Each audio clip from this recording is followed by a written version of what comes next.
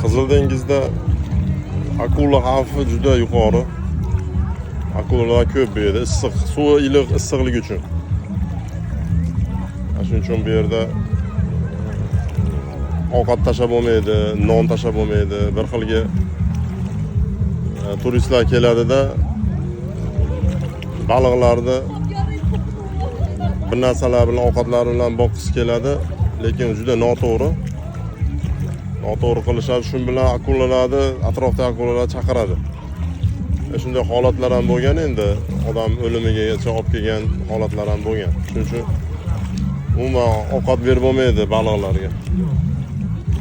Akulani aytadi 2000 kilometrdan, 2000 metrdan sezadi deydi.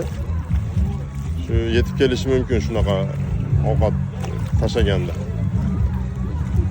Shuning uchun ehtiyot bo'lish kerak.